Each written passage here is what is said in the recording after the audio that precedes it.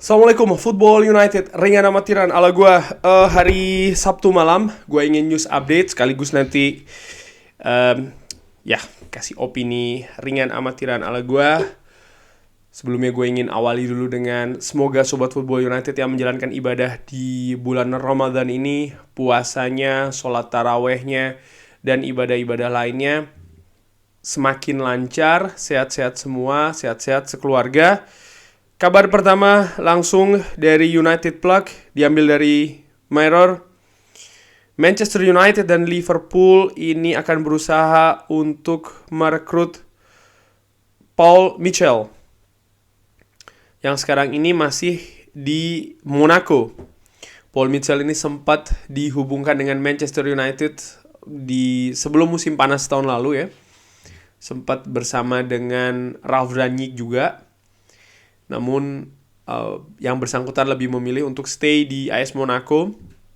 Kabarnya Paul Mitchell ini termasuk dalam tanda kutip di paketnya Sir Jim Ratcliffe. Jadi Ineos ingin merekrut Paul Mitchell kalau berhasil menjadi pemilik dari Manchester United. Namun Liverpool dikabarkan juga berminat nih dengan Paul Mitchell ini.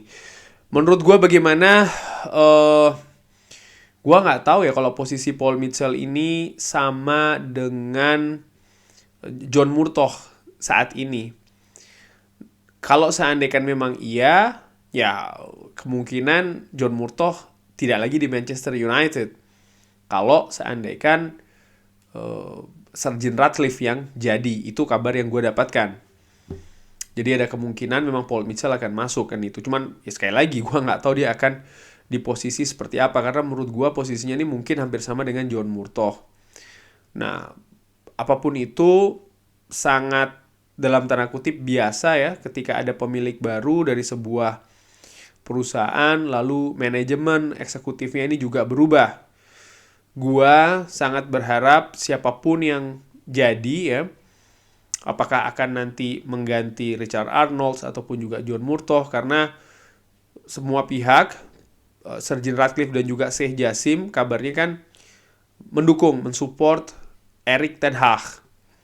Nah harapannya mendukung, mensupport, tapi juga bisa memberikan orang ya ataupun posisi, siapapun yang mengisi posisi yang bekerja sama dengan Erik ten Hag ini bisa bekerja sama dengan baik. Seperti kayak David Gill dengan Sir Alex Ferguson ya kan, ataupun juga pernah Peter Kenyon dengan Sir Alex Ferguson. Yang jelas Erik ten Hag tidak mungkin akan sukses sendiri kalau tidak didukung, disupport dengan manajemen, dengan orang yang tepat yang bisa bekerja sama dengan baik. Sejauh ini gue melihat John Murtough ini bisa bekerja sama dengan baik dengan Erik ten Hag. Paling tidak dari 2 kejadian terakhir, ketika Cristiano Ronaldo cabut dari Manchester United, mencari gantinya dengan situasi sulit, rumit, sempit, Wout Weghorst bisa didatangkan. Memang bukan striker premium, iya, tapi sekali lagi keadaannya memang tidak memungkinkan. Dan juga ketika Christian Eriksen cedera, Marcel Sabitzer bisa didatangkan juga dalam waktu singkat. Jadi gue melihat kolaborasi antara John Murtough dan juga Erik ten Hag ini sudah bagus. Sehingga harapannya sih menurut gue tidak usah diganti. Tapi ya kita lihat saja. Ya ini dia nih kabar rumor ya, Manchester United dikabarkan berminat untuk atau ada interest ya terhadap Rasmus Højlund. Belum ada pertemuan formal ya antara pihak klub dan juga pihak pemain sampai dengan sejauh ini. Nah, pemain ini adalah pemain muda yang saat ini memperkuat Atalanta. Tapi memang masih pemain muda, sehingga menurut gue ya ini bukan pemain yang akan diandalkan menurut gue sih ya dalam waktu singkat nanti. Maksud singkat itu adalah ya langsung dipakai, diandalkan untuk lini depan mengarungi musim depan. Menurut gue sih tidak demikian ya pemain ini. Mungkin untuk backup atau proyeksinya untuk striker masa depan itu bisa saja, walaupun masih dalam rumor nih ya, Rasmus Højlund. Kabar lainnya dari Fabrizio Romano, Alex Telles Ini dikabarkan akan kembali ke Manchester United akhir musim ini karena Sevilla tidak ada rencana untuk melakukan penawaran saat ini. Manchester United akan berusaha untuk mencari opsi baru untuk Alex Telles melihat performa dari Luke Shaw dan juga Tyrell Malacia. Simple sih menurut gue untuk Alex Telles untuk musim depan. Either dia akan keluar lagi dengan status pinjaman atau dijual menurut gue.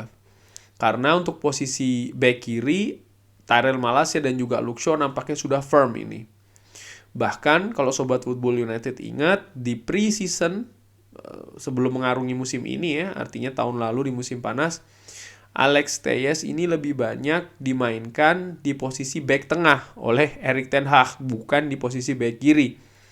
Dari situ gue menilai nampaknya memang Erik ten Hag memiliki rencana dan juga proyeksi untuk posisi back kiri ini kepada Luke Shaw dan juga Tyrell Malacia. Walaupun demikian, ya namanya di sepak bola segalanya masih mungkin. Bisa juga Alex Telles ini tetap di Manchester United. Tergantung juga nih dari sang pemain.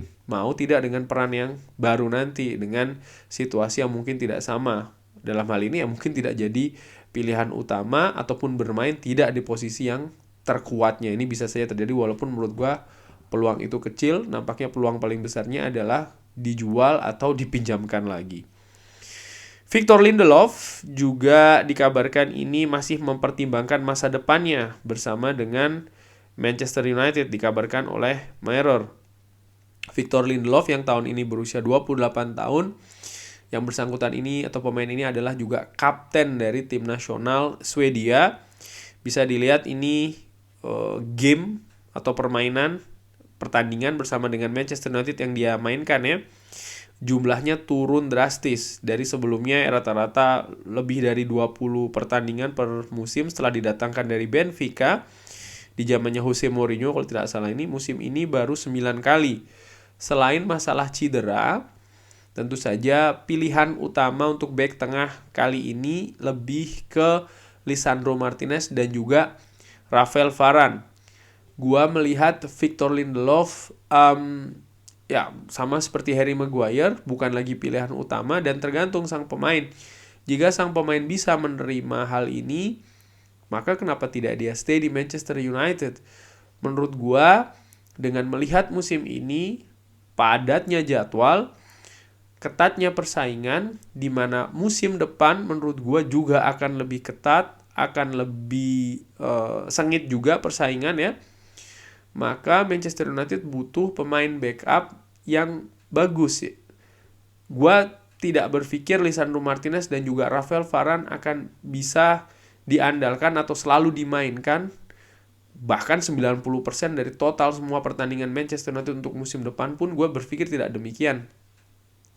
Manchester United akan ada Liga Inggris, yang harapannya tentu saja akan semakin tinggi ekspektasinya daripada musim ini. Sekedar lolos 4 besar dalam tanda kutip. Musim depan pasti ada harapan lebih tinggi lagi. Mungkin bisa bersaing di perebutan gelar juara, itu bisa saja terjadi. Lalu Champions League.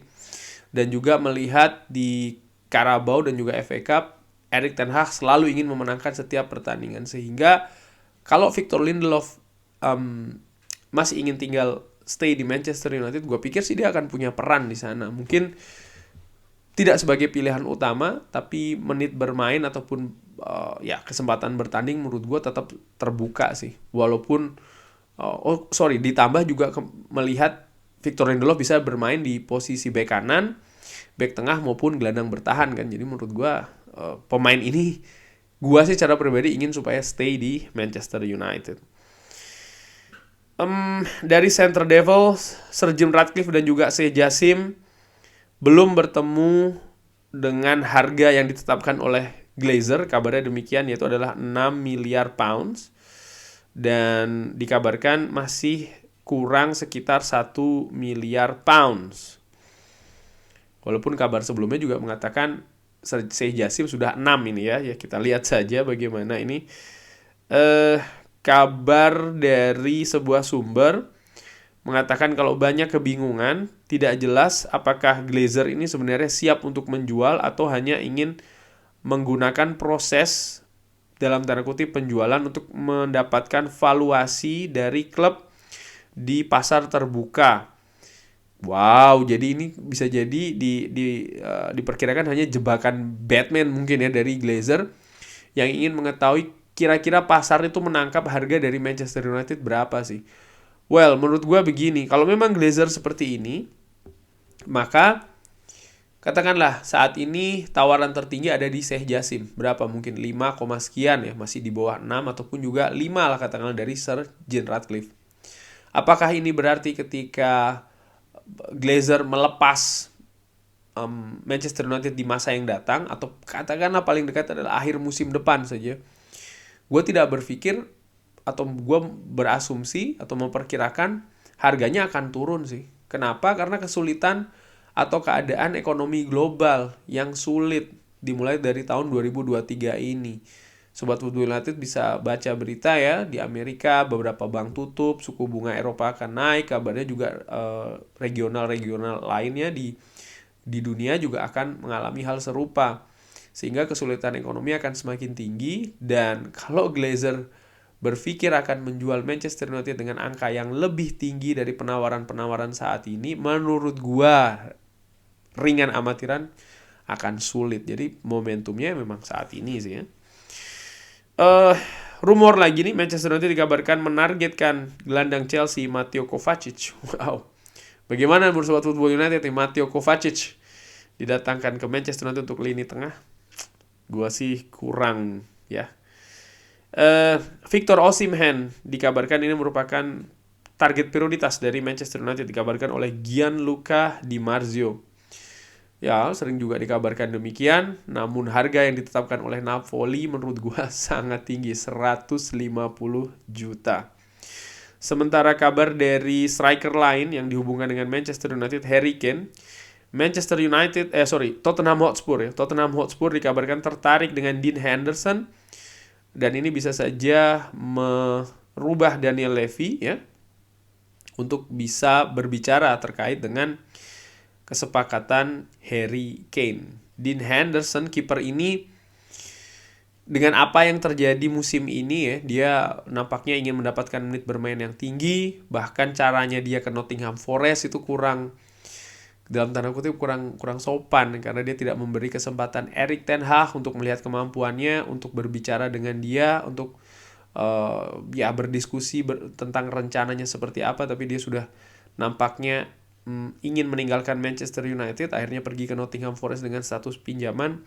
Gua sangat meragukan dia akan stay di Old Trafford, dan ini tentu saja tergantung dengan kesepakatan kontrak dari David De Gea. Artinya kalau David De Gea stay, Dean Henderson nampaknya tidak akan stay di Manchester United. Dan kalau ini bisa dijadikan alat dalam tanda kutip untuk bisa mendatangkan Harry Kane, ya kenapa enggak ya. Nah, ini kabar kontrak David De Gea dikabarkan ini masih terus berlanjut. Manchester United nampaknya akan menyetujui persetujuan dengan mengurangi gaji dasar, tapi memasukkan bonus tergantung dari jumlah pertandingan yang dimainkan oleh David De Gea. Ya, ini masih terus berjalan, tapi menurut gua kemungkinan besar akan terjadi karena sang pemain setuju gajinya dikurangi, masih ingin stay di Manchester United. Pihak klub pun juga demikian, masih menginginkan David De Gea ini stay di Old Trafford. Kita lihat saja. Dan David Raya dan juga kiper Porto Diogo Costa ini juga menjadi target musim panas dari Manchester United. Tapi menurut gua ini backup plan. Kalau seandainya David De Gea gagal, which is menurut gua masih ada peluang tersebut ya, nggak ada yang 100%, David Raya ataupun Diogo Costa ini akan diincar. Nah, bagaimana kalau dua pemain kiper ini didatangkan? Menurut gua, sekali lagi, dua kiper ini adalah kiper utama di masing-masing tim yang sekarang dibela. Gua tidak berpikir mereka akan oke kalau dijadikan pemain backup, pemain rotasi. Tentunya memang kapasitas dari mereka adalah kiper utama, yaitu adalah David Raya dan juga Diogo Costa. Bahkan mereka ini kan perkembangannya progresnya sedang bagus, sehingga kalau menit bermain mereka sedikit berkurang dari yang saat ini akan berpengaruh ke permainan mereka, sehingga gua sih menilai ini menjadi plan B dari Manchester United. Kurang lebih demikian news update kali ini. Terima kasih sudah menyaksikan. Jangan lupa like, subscribe. Wassalamualaikum warahmatullahi wabarakatuh.